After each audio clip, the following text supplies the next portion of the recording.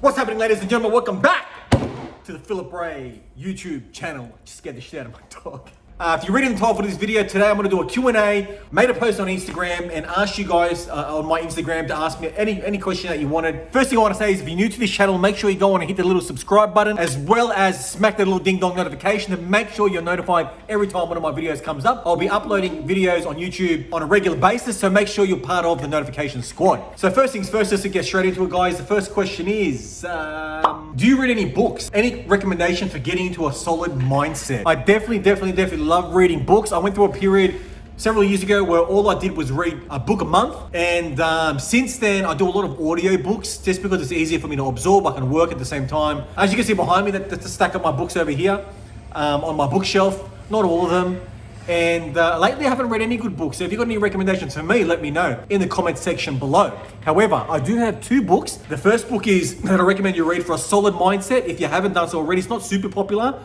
It's called Outwitting the Devil by Napoleon Hill. He's obviously known for his book Think and Grow Rich. That's one of his most popular selling books. However, this one was actually written by him in 1938 and it's still relevant today. If you're into developing your mindset to be the best version of yourself, I definitely recommend you check this one out. And on that topic, the second book that I recommend that you read is The 7 Habits of Highly Effective People by Stephen Covey.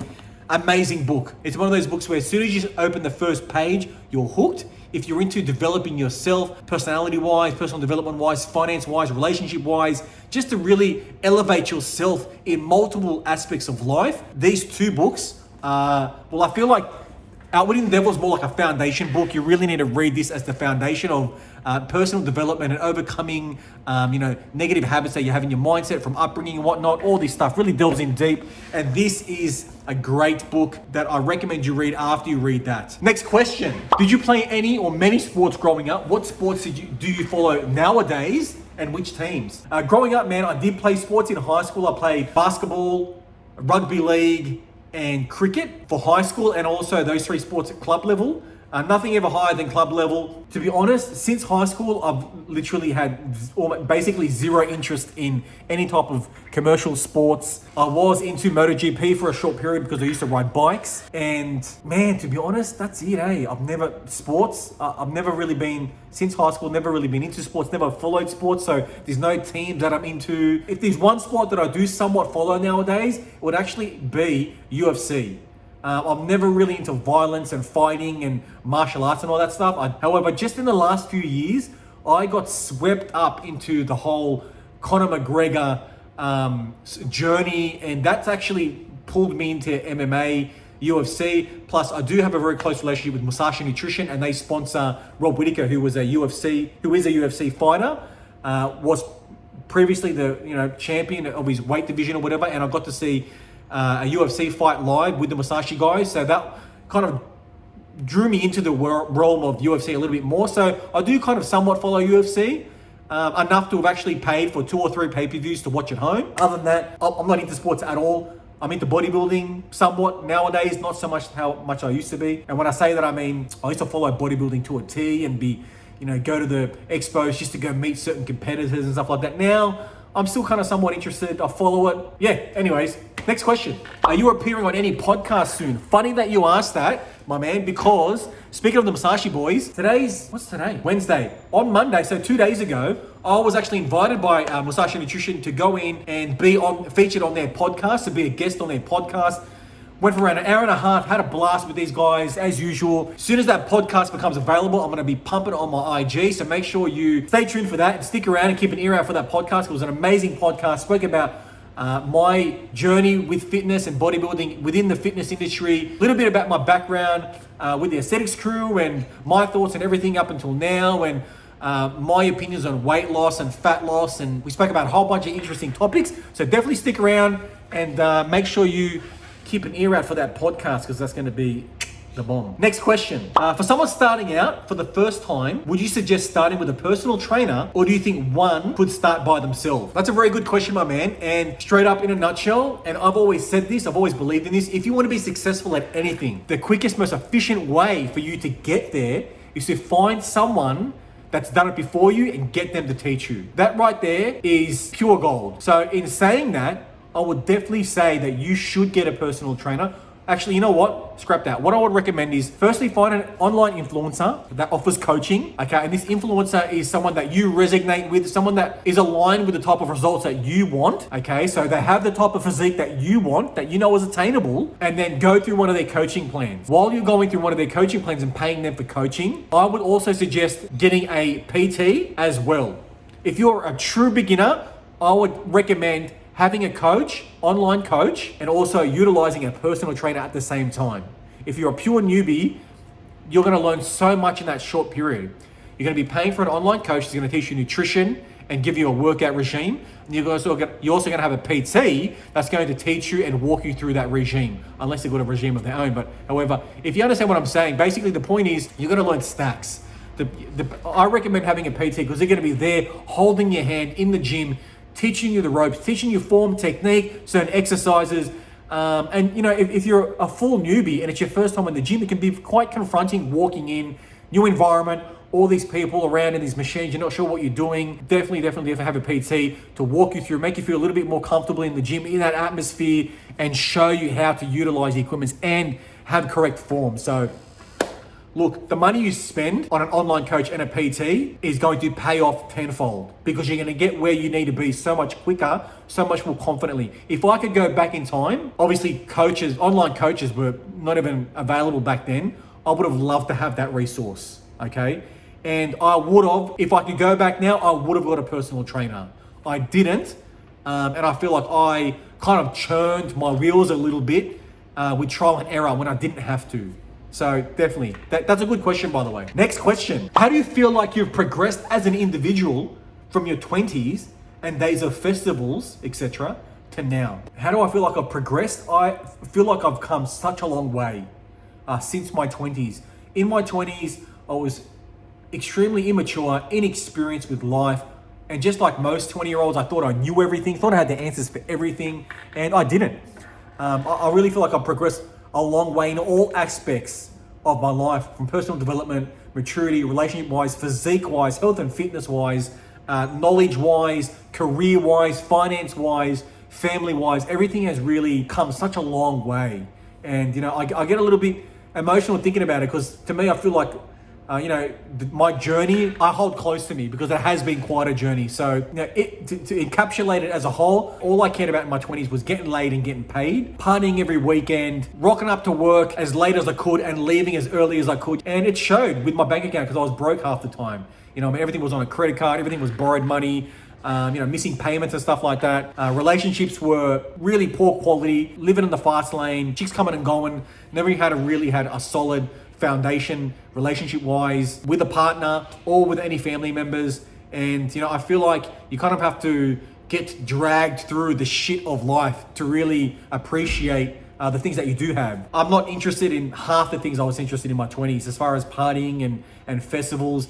I have zero interest in that stuff right now. If you were to say to me, hey man, do you want to come to this festival next month? I'd rather sit on the couch with my family and eat ice cream and watch Netflix. That I would find that 10 times more fulfilling than going to a festival. And it's funny because it's not too long ago that I lived for that stuff. You know what I mean? So next question: any fitness myths you have debunked during your journey? Nowadays, there's so many outlets of information. How do you find credible info? I haven't debunked any myths. I'm not going to take credit for any myths being debunked. 15 years ago, getting in shape meant eating chicken and broccoli every 2 hours. That's all we knew. But obviously, honestly, now with lots of more evidence-based training and nutrition has evolved, we now know that we don't have to eat chicken and broccoli to get shredded. And you can't spot reduce fat. It's great to have this type of information nowadays because it makes it so much easier. The fact that there's a plethora of influencers and information out there these days, it's a double-edged sword. One, it's great because it's easier now more than ever to get in shape because there's motivation, there's information, and there's really no excuse why you can't. Because there is a plethora of information and there are so many influencers and avenues of information for you to access, lots of resources, it can be confusing because you can find conflicting information. Now, what I mean by that is you can very easily pick up, I'll jump on a blog site and one article would be don't eat the whole egg because the yellow part of the egg is, bad for you. It causes you to get fat because it's all saturated fat. Whereas on the other hand, you can find an article on that same blog site where it'll be eat the whole egg because the yellow part is where all the vitamins and the minerals are. So it can be confusing at times with conflicting information. How do I find credible info? Me personally, I follow guys like Lane Norton and guys that have evidence-based information with citations and journals and stuff like that to make them credible. Next question. How much do you weigh in your current form? I'm hovering around 76 to 77 kilos, which honestly is actually my normal weight.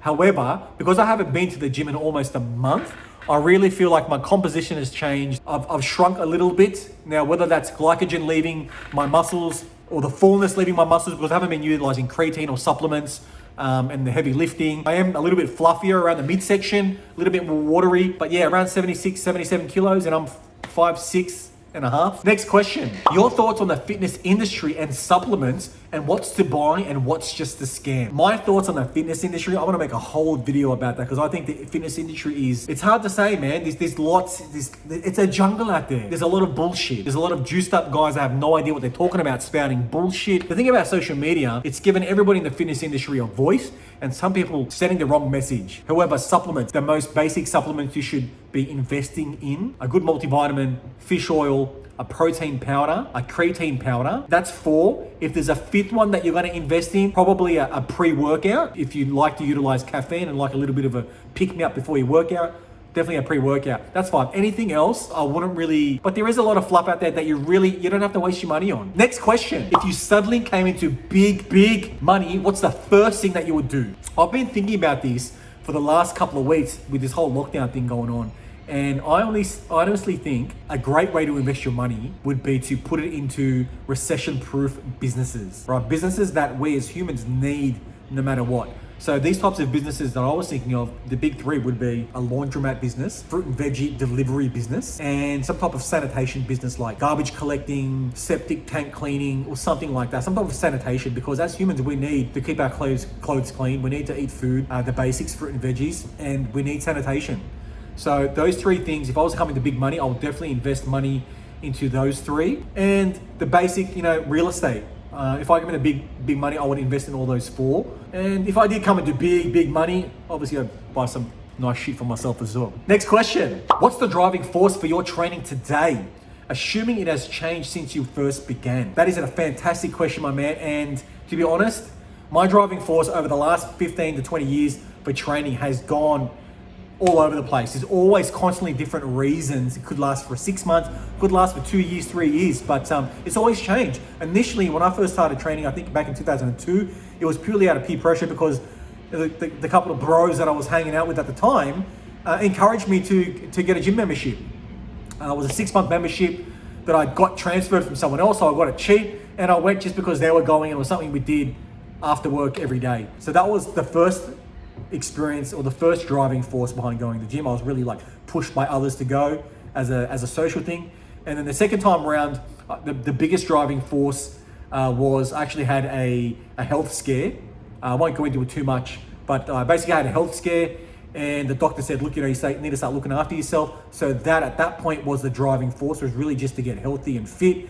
And then as I started progressing through my fitness journey, it started going from just being fit and healthy to building muscle, being muscular, bodybuilding, and then just wanting to look as aesthetic as possible. So in my 20s, a lot of the driving force in my 20s was just basically having there's a helicopter going over. Having a crazy 6-pack, having an awesome physique to attract girls. As vain as that sounds, that was my driving force for most of my 20s.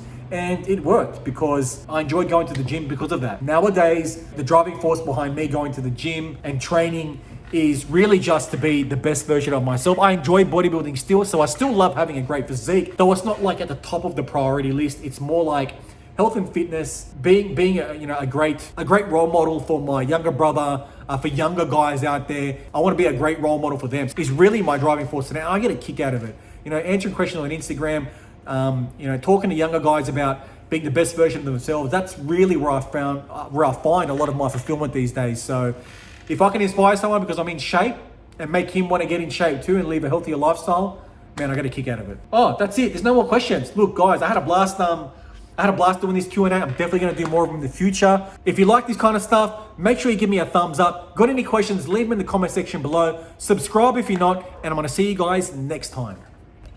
Hadouken!